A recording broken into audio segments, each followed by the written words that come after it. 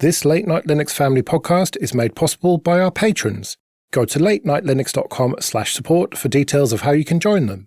Support us on Patreon for access to ad-free episodes and early releases. That's latenightlinux.com/support. 2.5 Admins, episode 286. I'm Joe. I'm Jim. And I'm Alan. And here we are again. And before we get started, your customary Clara article plug, Alan, is ZFS versus Btrfs, architecture, features, and stability. Yeah, so in this one, we break down some of the differences between ZFS and Btrfs. Oftentimes people talk about them like they're almost the same thing, just, slightly different flavor. But when we really break down the way the architecture is set up and the way the features work, you can see why ZFS is used by people who trust their storage or need to trust their storage, and Btrfs is used by developers on laptops. And Butter fans, if you don't like that take, rest assured I had nothing to do with writing that article. Right, well, link in the show notes as usual. Notepad++ hijacked by state-sponsored hackers. This is some pretty serious stuff. Yeah, so with this one, the attackers managed to kind of hijack the hosting company that hosts the downloads for Notepad++. And due to insufficient checking in the update mechanism built into Notepad++, if you tried to update, you might have gotten a malicious version of Notepad++ that included some pretty snazzy malware. The big deal here is that the back door in the Notepad++ hijack is something called Chrysalis. This is something that's favored by the Chinese APT that we refer to as Lotus Blossom. And this thing is just absolutely nasty. It can do pretty much anything you can think of. It can serve as a file dropper. It can serve as a file search agent so that, remote attackers can basically rummage through your file system looking for interesting things and pull them directly. It can provide a direct shell with translation to and from UTF-8 encoding so that the attackers can literally just execute commands in real time on your computer as though they were sitting right in front of it with a command prompt open. And this was the part that really got my attention. This is where this is a heavyweight tool. One of its library functions is a complete removal and eradication of itself. You can make one call and get rid of every trace that this backdoor was ever on your system. That's how you know you're dealing with a real APT and not a bunch of script kiddies. Because the reason you would use that is you discover you got into a really, really high value target, and now you want to back away from the big thing that made all the noise that's in all the news that everybody's looking for, find a harder to detect way for persistence, basically just live off the land with little or nothing written disk if possible, maybe just memory resident processes, and you get rid of the obvious infection signs. If you do that, you might be able to stay in a really high-value target for weeks, months, or years, where the original backdoor would get discovered and removed in a couple of days. So since then, Notepad++ has enhanced their update mechanism to make sure that they can sign the binaries and have it check for that, and has switched hosting providers and tried to up their security there as well. But this also goes to a more widespread problem of why every app has to have its own update mechanism built in, and why we have to solve the same problem over and over and over again, right? We have seen software compromised by its update mechanism many, many, many times. And you hear about this less on Linux and BSD and so on because you have a package manager that manages updating that software. And Windows has a couple of different ecosystems for things like that, but nothing really as clean as the package managers you have on Unix type operating systems. Partly because Microsoft tries to push more and more stuff into, the Windows Store, which is trying to be more of an app store and sell you things and not actually just be a repository of software and a kind of common way to update your applications. To be fair, there are several third-party repository-like tools for Windows that can make it easier for somebody like myself who might very frequently need to install, 5 or 10 different small utilities, browsers, what have you, on large numbers of arbitrary computers. It can certainly be easier to install something like a Chocolatey and, go from there. But a third-party repository is never really going to get the job done. It feels weird to say this, but is it because Windows is a relatively open platform? No, absolutely not.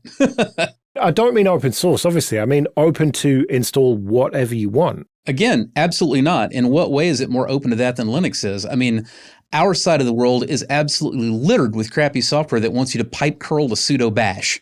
Windows can't get any more open than that. What it can be is more crusty and kludgy and have a much longer tail of cruft that it's unwilling to clean up behind itself. In the open source world, we eventually get tired of our cruft and we get rid of it.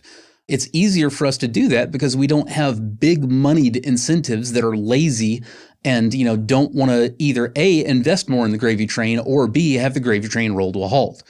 When software development is largely controlled by people whose motivation is, I want this software to be better, you kind of have a different overall behavior in the ecosystem. All right. Is it maybe because more software on Windows is proprietary? Can be partly, because they want to use the update mechanism also as their reporting back and telemetry mechanism to know, how many installs of my application are out there, because they all call home and say, is there an update? Once a day, I can count how many computers are running with my software and a bunch of things like that they would lose if they used a package manager or something. And I know Microsoft, to some degree, tried to open up Windows Update as a way to distribute software updates. And there's a couple of applications that use it that way, although most of them are from Microsoft. I don't think Microsoft really makes that widely available beyond partners. But I can see why there's, to Joe's point, incentives for people to roll their own on this a lot of times. It just seems like this could be a little better. Like for a while when I did Windows software development, there were 2 or 3 different kind of installer programs you would buy a license for to build an installer for your application for like Windows 98. That's where I would have expected maybe some kind of common update mechanism that would mean, because there's only 4 or 5 major vendors of that kind of thing, we would see more consolidation, but that never really materialized. But I think because of those incentives of, if I'm building software, I don't want to give Install Shield all of the metrics about how many installs I have and how many active bits of software I have, because then they might want more money from me. And also I don't get the data so I can monetize it. See, this is the part where I push back. No, the greater prevalence of proprietary software on Windows, I don't think you can logically decide that that's the reason why we don't have a decent repository environment on Windows, because the most heavily proprietary software in the industry in the world is the video gaming software industry. And how many game developers don't put their game on Steam? There's nothing stopping them from just selling it directly with a Windows installer, and you can just run it directly and natively, but they choose not to do that. They see, and that, to be fair, there are more benefits than just update mechanisms. Obviously, there's visibility, there's a marketplace, there's, customer convenience. There's also not having to write as much of their own framework for this because they can just adopt the Steam framework for how their software is distributed and updated in the whole nine. So I don't think we can say that it's the fault of a proprietary software ecosystem. It's clear that proprietary software can absolutely be convinced to voluntarily rush into a central repository. It's Microsoft's fault because they haven't provided a decent one. Well, there is Winget, but there's no official GUI for that, so the appeal is going to be pretty selective.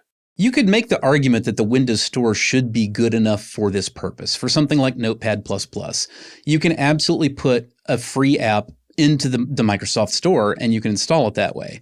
But there's a lot less incentive to do that, and partly, again, I have to lay the blame at Microsoft's feet because most people who have anything to do with managing systems have long since come to the conclusion that if it's in the Microsoft Store, it is made of fail and you want no part of it, because so much of the Microsoft Store is just grifty nonsense and garbage.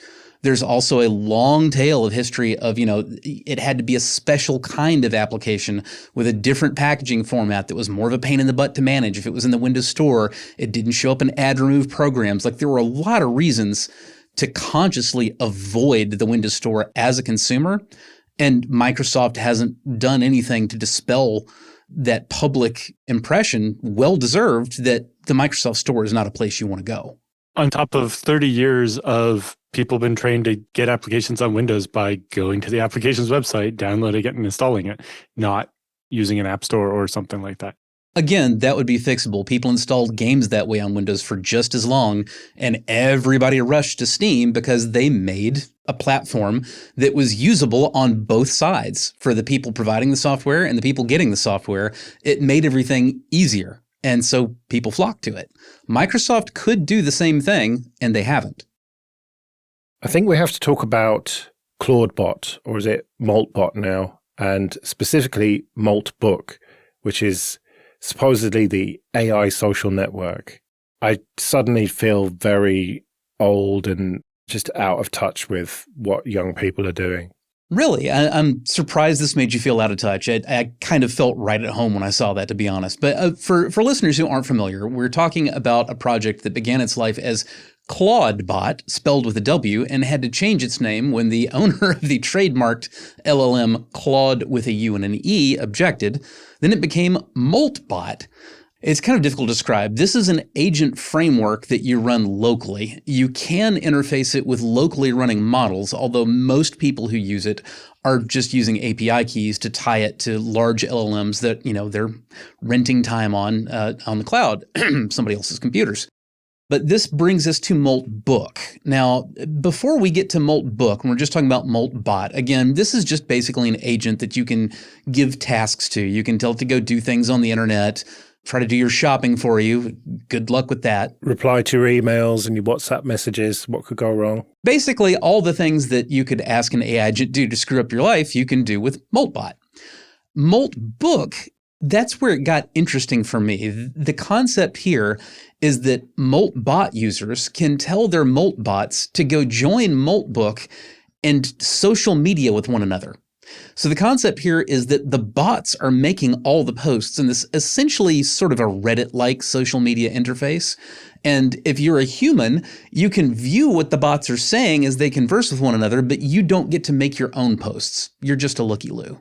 Yeah, I don't know that I really get it. It reminds me of those YouTube videos of we just set up this game to have 5 AIs play against each other to see what would happen, except for we've unleashed it on the internet, and now all future AIs are going to start indexing this website full of AI-generated slop to make, second-degree slop. Okay, I think I see the problem. Sometimes I forget that you two are both significantly younger than I am. And I think we just hit a generational divide in computing. You two clearly did not grow up fascinated with Conway's Game of Life. Are you even familiar with what that is without needing to look it up? Nope. Nope. I know of a board game called The Game of Life, but I don't think that's what you're talking about. No, not at all. Conway's Game of Life is a famous early computing experiment, essentially, in which you set up a sort of a matrix, and the matrix is populated with a certain number of characters and a certain amount of empty space, and there are rules on what happens in any given square based on whether there is an item there and how many items are adjacent to it.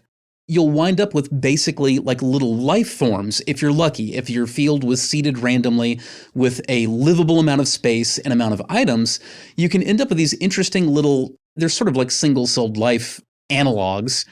You can wind up with a pattern that basically it just kind of keeps rotating. It flickers where it is, but it never goes anywhere. There are others that page themselves across the grid and bounce off of walls and, come back and forth. This is all determined on, again, what's around a given spot as to what changes the next time, because a cell can appear or it can be destroyed based on how many cells are in proximity to it. There's a whole little meta taxonomy of the different types of patterns that can show up in this and how they behave and what happens when these larger, more complex patterns run into each other, and they can split into multiple patterns of the same kind. They can create something entirely new, or they can all just die in a blaze of ASCII glory. So this is obviously very simplistic. We're basically, emulating a little bit of life in a mucky pond right now. But when I saw Moltbook, that was immediately interesting to me because it's a similar concept in that, we have these artificial life forms, so to speak, that are interacting with one another directly. There's no human intervention. You're just watching these patterns play out. And I thought that was pretty cool. Really? It's just a bunch of agents that are cosplaying almost as Reddit users. It is, but I think that there is something of interest in watching these agents interact directly with one another. If you have the right kind of analytical mind, it's kind of fascinating because, for one thing, by now I think we should all be familiar with the concept of AI models tend to get senescent over time. They get overtrained. And the more, quote, inbred they are, meaning feeding on other artificially generated data, the more rapidly that senescence occurs. Well, Moltbook was, if it could stay up for long enough, it would be a perfect breeding ground to observe this kind of thing happening in real time, to watch these models get crazier and crazier as they're training on one another's data in this odd little protected oasis. Like, I can see the scientific value in watching a bunch of AIs inbreed until they can't survive. Although one does wonder about the amount of energy being wasted on a bunch of bots feeding on each other. But maybe it is slightly less harmful than the other things people would be doing with those bots if it wasn't this. Maybe. Well, keep in mind, most of these folks are using, rented OpenAI models. So yes, you have the big resource consumption, issue, but some of these people are using locally run models. So there comes the question, like, at what point are you going to complain about somebody using no more resources than their laptop takes? Now, granted, it's like they're gaming hard on their laptop, most likely, if, this thing is doing much. But is that really something that we can get way up on our high horse about? I don't think it is. Well, this would have been an interesting experiment, except that, of course, this thing was vibe coded and the security situation was a complete shit show.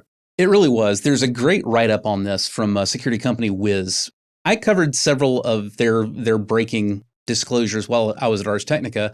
Matter of fact, they were the folks who exposed the big Cosmo DB issue with Azure that basically rendered everyone who had set up, any Azure services vulnerable for some time.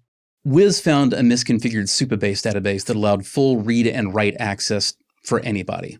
Now, this full access to the database meant that 1.5 million API tokens got leaked. Now, this is not a one-to-one that there's one token for one human user of Moltbook, but it does mean that all of Moltbook's human users got the keys necessary to run their AI agents exposed to any attacker who got hold of that database dump.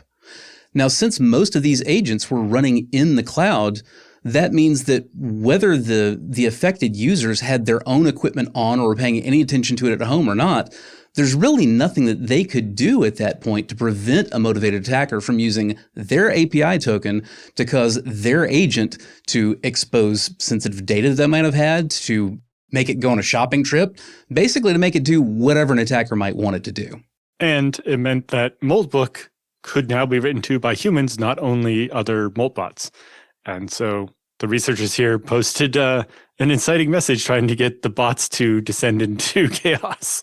I do think that allowing human write access to the website was probably the absolute least security-related issue that we're talking about here. Yeah, but it does ruin the experiment aspect of it, doesn't it? If you are only looking to have bots talking to bots, and you could have had people pretending to be bots, doing prompt injection, that does kind of mess the whole thing up. Well, it depends on what you're trying to observe and what you think you're observing. I mean, if you were doing true academic research on this, there would be no need for a public service like this. You get a few $1,000s of grant money and you set up a lab and, you set up enough services from the big cloud vendors and you do your own thing in a controlled environment rather than out there on the internet. But as a somewhat casual investigator and observer, I still think this is a fascinating anthill to poke with a stick and see what comes crawling out. For me, I'm not interested in it really. The only interest I have in it is what a shit show the security was. I mean, you said that they'd misconfigured the DB. It's actually worse than that. They left an API key for that DB in the client-side JavaScript because this thing was vibe-coded bullshit. It is just as disappointing that even if this site had meant to be something legitimate, an actual social network, that all these same errors could have happened. It's not really vibe coding that caused the site security to be crap. We've seen plenty of crap security handcrafted by humans. But just the fact that all of this is so amateurish is really making us wonder about what the future of the rest of the internet is going to look like if it's going to be overrun with not just slop text and so on, but code and whole websites that are just very badly put together. I don't think there's any way around that. Also, this got a lot of media attention because there was like 1.5 million bots talking to each other. But there were only 17,000 unique people involved. Exactly. So that means on average, each one had like 88 bots going. Yeah. Which probably means there was a couple of people with thousands of bots and most people with one. But yeah, there's not as many people wasting time as some of the news made it seem like it would be. But still a lot of people. Let's do some free consulting then. But first, just a quick thank you to everyone who supports us with PayPal and Patreon. We really do appreciate that. If you want to join those people, you can go to 2.5admins.com/support. And remember that for various amounts on Patreon, you can get an advert-free RSS feed of either just this show or all the shows in the Late Night Linux family. And if you want to send in your questions for Jim and Alan or your feedback, you can email show@2.5admins.com. Sam writes, I've only ever made ad hoc backups of my personal laptop and I need to reform. My laptop boots into a 1TB root file system on ZFS, so my on-site backup would be ZFS replication to a larger external USB drive. Next, a scripted process copies music, video, and photos to Glacier, Amazon's bottom price archival storage service, which is slow and costs extra to get your data back out of. I'm willing to settle for an RTO and RPO of about 1 month, because these files don't get updated very frequently. For this job, I prefer lower cost to faster service, so Glacier seems ideal. I'd use Tarsnap if I wanted to make more frequent backups and a faster recovery time. Finally, I know I will need to practice recovery techniques to make sure everything works, that I know what I'm doing, and that I can create recovery documents my loved ones can follow if I'm not available. Could you critique this plan? So for the most part, this is a really solid plan. I like that you are using ZFS replication locally. That's certainly going to be the most efficient way to back things up, and it preserves more metadata. There are basically fewer ways to screw it up than most techniques, so I love that. My only real issue with your described setup here is that your backups are still just going to be ad hoc because you're making them to a USB external drive. If your thought was just to keep that USB external plugged in 24/7, 365 and treat it like it was a NAS, that's not a good idea. They're really not reliable when they're used that way. Externals are designed to be plugged in, used, and unplugged again until the next time. So again, that leaves you just making ad hoc backups still. If budget's a big issue, I'd say instead of the external, grab just like the cheapest desktop you can find. You can get refurbs on Amazon for literally like $100 or 50 or below on eBay. All that cheap desktop really needs to do is it needs to be able to hold a drive or two. That's it. Once you do that, you just set that up as another Ubuntu or FreeBSD machine, and that is your NAS, and you replicate to that over the network. That can be on 24/7, 365. And as a bonus, you can set up proper monitoring for it as well. Yeah, one of the big advantages there is with this USB drive, if you forget to plug it into your laptop, you're not backing up. But with the NAS, as long as your laptop is powered on and has Wi-Fi at your house, it can still do the incremental backup. And that means that you can continue to get those backups. You mentioned having an RTO and RPO of 1 month. I can understand that your recovery point objective is maybe only a month, but hopefully you don't expect it to take a month to restore. But I guess if you're downloading all your old videos from Glacier, maybe a month is okay. But it's likely that there are some files that you need a tighter RTO and RPO on.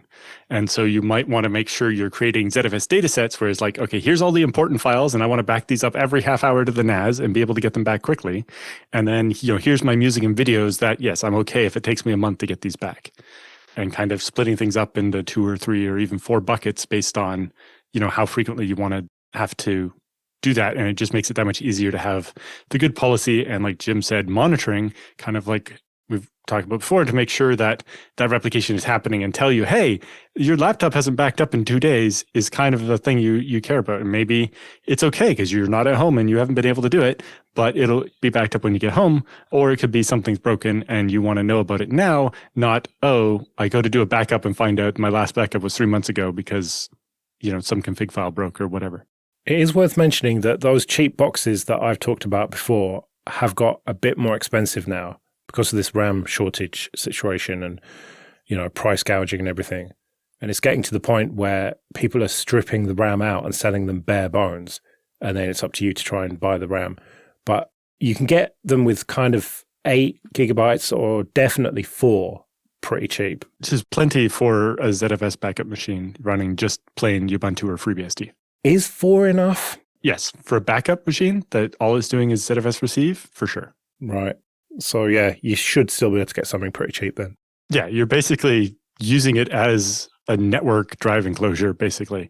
You're not after anything too fancy. But to Jim's point, the USB just isn't meant to do it that way. It doesn't have the cooling and the longevity of the chip, and it just gets flaky. Something over the network will be much more reliable.